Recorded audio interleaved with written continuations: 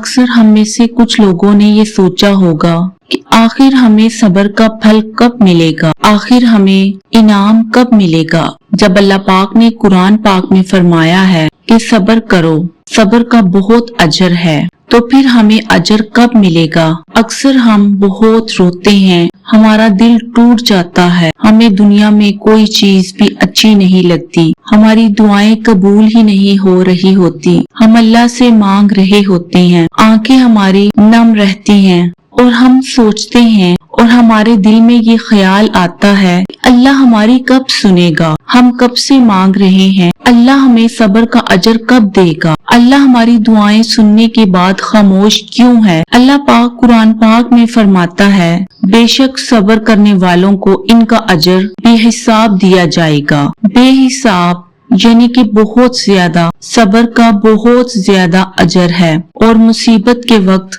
صبر کرنا ہر کسی کے بس کی بات نہیں۔ مصیبت کے وقت صبر کرنا بہت مشکل ہے، یہ بہت زیادہ ضعف کی بات ہے، یہ بہت زیادہ پختہ ایمان کی بات ہے۔ بے حساب کا مطلب ہے کہ اللہ ایسا اجر دے گا جس کے بارے میں آپ نے سوچا بھی نہ ہوگا، ہمارا دماغ اس حد تک نہیں سوچ سکتا جس حد تک اللہ انسان کو اجر دے سکتا ہے۔ اور وہ جو اجر ہے جب ملے گا تو آپ کو اپنی تکلیفیں بھول جائیں گی، آپ کو اپنی پریشانیاں چھوٹی لگنے لگیں گی۔ نبی پاک صلی اللہ علیہ وآلہ وسلم نے فرمایا، صبر روشنی ہے۔ اس کا مطلب کیا ہے کہ صبر روشنی ہے؟ روشنی کا مطلب یہ ہے کہ اگر ہم اندھیرے رستے میں جا رہے ہوں تو وہاں کوئی دیا لیے کھڑا ہو، یعنی کہ اگر ہم صبر نہ کریں تو ہم اندھیرے ہی رستے میں رہیں گے اور بھٹکتے رہیں گے، ہمیں اپنی منزل نظر نہیں آئے گی۔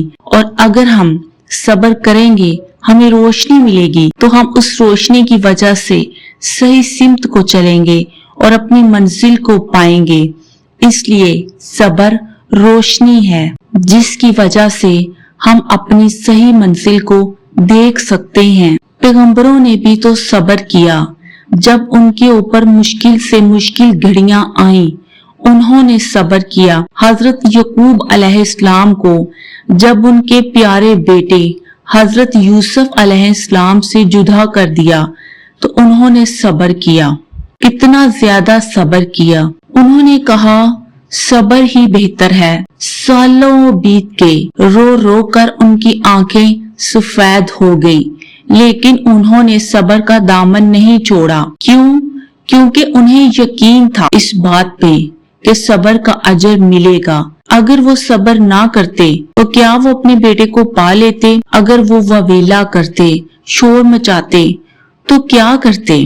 بیٹا تو ان کو تب ہی ملنا تھا جب ان کی قسمت میں تھا۔ انہوں نے صبر کیا، صبر کا دامن نہ چھوڑا، اور آخر کار تو اللہ بھی راضی ہو گیا اور ان کو ان کا انعام بھی مل گیا۔ بیٹے سے ملاقات بھی ہوگی، اللہ نے عزت بھی دی، اللہ نے شان بھی دی، ان کو ان کے صبر کا صلہ مل گیا، اللہ کی طرف سے ایسا صلہ جو انہوں نے سوچا بھی نہ تھا۔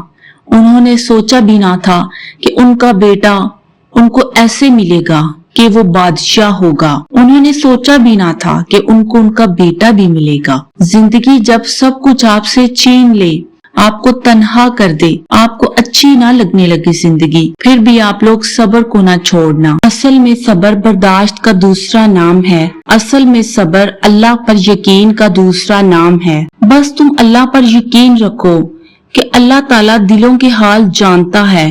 تکلیف کا ٹائم بہت مشکل ہوتا ہے، لیکن جو بندہ اس پہ صبر کر لے اسی کی جیت ہے۔ اگر تم صبر کرو گے تو تمہارا رب تمہیں وہاں لے کے جائے گا جہاں تمہارا خواب بھی نہیں جا سکتا۔ بس تم صبر کرو، اللہ سے دعا کرتے رہو، اللہ پر یقین رکھو۔ ہر رات کے بعد ایک خوبصورت صبح ہوتی ہے اور ہر صبر کا ایک انعام اور صبر کا انعام ضرور ملتا ہے۔ بس تم اللہ سے مایوس نہ ہونا، اور ایک بات یاد رکھنا، اللہ صبر کا بے حساب اجر دیتا ہے، اور جتنا بے حساب آپ صبر کرو گے آپ لوگوں کو اتنا ہی اس کا بے حساب انعام ملے گا۔ اللہ تعالیٰ انہی کو آزماتا ہے جن کا ایمان پختہ ہو، جن کو اللہ پاک پسند کرتا ہے۔